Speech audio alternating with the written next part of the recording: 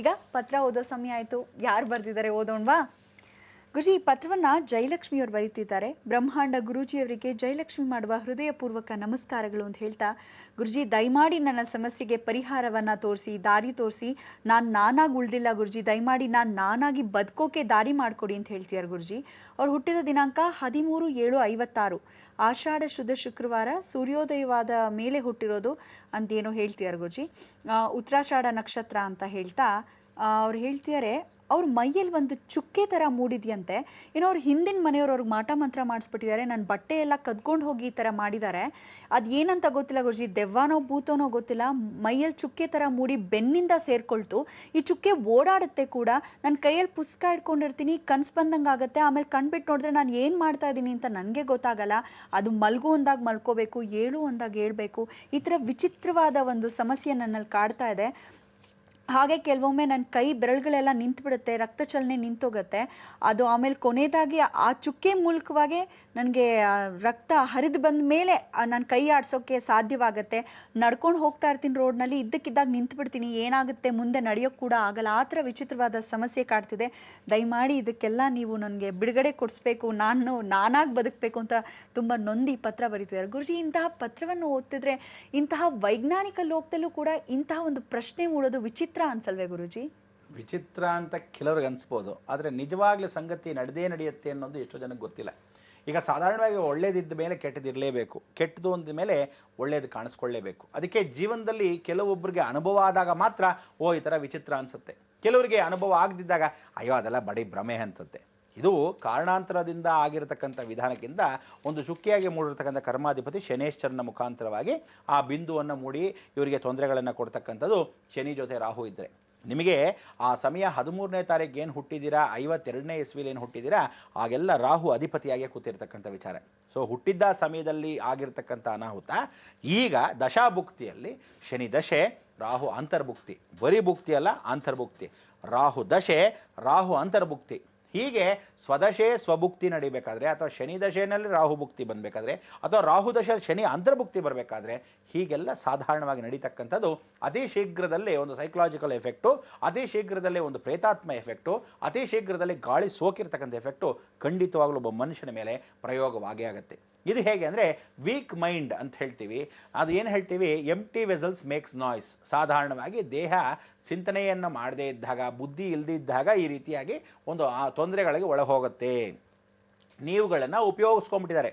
ಅಂದರೆ ನಿಮ್ಮ ಬಟ್ಟೆ ಕದ್ಕೊಂಡು ಹೋಗಿ ಇದೆಲ್ಲ ಏನಾಗಿದೆ, ಎಲ್ಲವನ್ನೂ ಚೆನ್ನಾಗಿ ಅರಿತಿರ್ತಕ್ಕಂಥ ನಿಮ್ಮ ಮನಸ್ಸು ಅವ್ರು ಹೌದು ಬಟ್ಟೆ ಕದ್ಕೊಂಡು ಹೋಗಿ ಹೇಗೆ ಮಾಡಿದ್ದಾರೆ, ಹೌದು ನನಗೆ ಜ್ಞಾಪಕ ಅಂದರೆ ನಿಮಗೆ ಇನ್ನರ್ ಕಾನ್ಷಿಯಸ್ ಅನ್ನೋದು ಒಂದು ಇವತ್ತಿಗೂ ವರ್ಕ್ ಆಗ್ತಾ ಇದೆ. ಸೊ ಅದರಿಂದ ಬೇಗ ಪರಿಹಾರ ಮಾಡ್ಬೋದು. ಎರಡೂ ಕಾನ್ಷಿಯಸ್ ಅಂದರೆ ಇದು ಏನು ನಡೀತಾ ಇದೆ ಅಂತ ಗೊತ್ತಾಗದೇ ಇರತಕ್ಕಂಥದ್ದು ಇರುತ್ತಲ್ಲ, ಆಗ ಮಾತ್ರ ಭಾಳ ಕಂಟ್ರೋಲ್ ಮಾಡೋಕ್ಕೆ ಆಗಲ್ಲ, ಇದನ್ನು ತೆಗಿಯೋಕ್ಕೆ ಆಗಲ್ಲ, ಅಥವಾ ಇದನ್ನು ಹೇಗೆ ಕಳಿಸ್ಬೇಕು ಅಂತ ಗೊತ್ತಾಗಲ್ಲ. ಇದನ್ನು ನೀವು ಸರಿಪಡಿಸ್ಬೇಕಾದ್ರೆ ಭಾಳ ಸರಳವಾಗಿ ಹೇಳ್ಕೊಡ್ತೀನಿ. ಅದನ್ನು ಬೇಗ ಸರಿಪಡಿಸ್ಕೊಂಡು ಒಳ್ಳೆ ಉತ್ತಮವಾಗಿ ಅನುಗ್ರಹವನ್ನು ಪಡಿಬೋದು. ಹೇಗೆ ಪಡಿಬೇಕು? ಮೊದಲಾಗಿ ಹಸುವನ್ನು ದಿನನಿತ್ಯ ಒಂದು ಬಾಳೆಹಣ್ಣನ್ನು ಹಸುಗೆ ತಿನ್ನಿಸ್ತಾ ಬರಬೇಕು. ಪ್ರತಿದಿನ ಒಂದು, ಜಯಲಕ್ಷ್ಮಿ ಕೇಳಿಸ್ತಾ ಇದೆಯಾ, ಒಂದು ಬಾಳೆಹಣ್ಣನ್ನು ಪ್ರತಿದಿನ. ಈ ಬಾಳೆಹಣ್ಣು ಯಾವ ಕಾಲಕ್ಕೂ ಯಾವ ಮರದಿಂದ ಬರಬೇಕು, ನೀವುಗಳು ಬಾಳೆಕಾಯಿ ಅಂದರೆ ಅರ್ಧ ಕಾಯಿ ಅರ್ಧ ಹಣ್ಣಾಗಿರಬೇಕು. ಪೂರ್ತಿಯಾಗಿ ಹಣ್ಣಾಗಿರೋದು ಅಥವಾ ಪೂರ್ತಿಯಾಗಿ ಕಾಯಿ ಆಗಿರೋದು ನೋಡಬಾರ್ದು. ಯಾವ ಕಾಲಕ್ಕೂ ಮರಿಬಾರ್ದು. ಅರ್ಧ ಕಾಯಿ ಅರ್ಧ ಹಣ್ಣಾಗಿರಬೇಕು. ಅಂದರೆ ಇನ್ನೇನು ಹಣ್ಣಾಗಿ ಆಗಬೇಕು ಅನ್ನೋಷ್ಟರಲ್ಲಿ ಆ ಕಾಯಾಗಿರ್ತಕ್ಕಂಥ ಹಳದಿ ಭಾಗ ಬರೋ ಸಮಯದಲ್ಲೇ ಅದು ಕರೆಕ್ಟಾಗಿ ಕೊಡಬೇಕು. ಭಾಳ ಚೆನ್ನಾಗಿ ಬಾಳೆಹಣ್ಣನ್ನು ಜ್ಞಾಪಕ ಇಟ್ಕೋಬೇಕು, ಆ ಹಸುಗೆ ತಿನ್ನಿಸ್ಬೇಕು. ಒಂದು. ಎರಡನೇ ಭಾಗ, ಬೆಲ್ಲವನ್ನು ಪ್ರತಿ ಬುಧವಾರದಂದು ದಾನ ಮಾಡಬೇಕು. ಬೆಲ್ಲವನ್ನು ಗೂಢಾಪ್ರಿಯ ಅಂತ ಹೇಳ್ತೀವಿ. ಈ ಪ್ರೇತಗಳು ಸಾಧಾರಣವಾಗಿ ಆಲ್ದ ಮನೆಗಳ ಹತ್ರ ಹೋಗುತ್ತಂತೆ.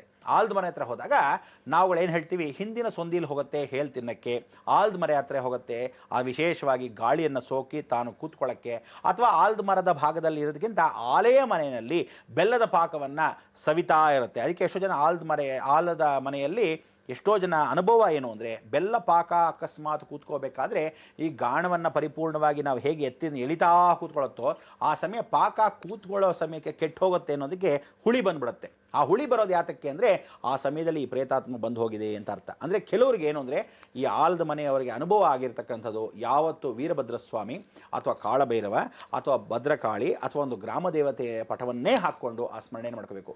ಭೂಮಿಯಿಂದ ಭೂಗುಣವನ್ನು ಸ್ಮರಣೆ ಮಾಡ್ಕೊಳ್ತಕ್ಕಂಥ ಈ ವಿಧಾನಕ್ಕೆ ಪ್ರೇತಗಳು ಒಳಭಾಗದಲ್ಲಿ ಸಂಚಾರ ಮಾಡಲ್ಲ.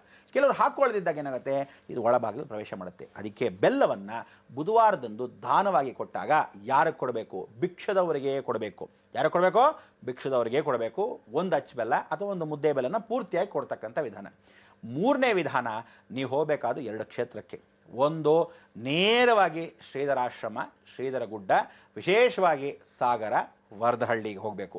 ಅಲ್ಲಿ ಪ್ರೇತಗಳೇ ಸ್ವತಃ ಬಂದು ಮೋಕ್ಷವನ್ನು ಕೇಳ್ಕೊಳ್ಳೋದು, ಪ್ರೇತಗಳನ್ನ ಓಡಿಸ್ತಕ್ಕಂಥದ್ದು, ಈ ರೀತಿ ಬಿಂದು ಆಗಿ ಕೂತಿರ್ತಕ್ಕಂಥದ್ದನ್ನ ಅಲ್ಲೇನು ಮಾಡ್ತಾರೆ, ಸ್ಮರಣೆ ಮಾಡ್ಕೊಳ್ಳೋಕ್ಕೆ ಸಾಯಂಕಾಲ ಗುರುವಾರದಂದು ಪಾದಪೂಜೆಯನ್ನು ಮಾಡಿಸ್ತಾರೆ. ಪಾದಪೂಜೆ ಬೆಳ್ಳಿದೇ ಆಗಿರಬೇಕು.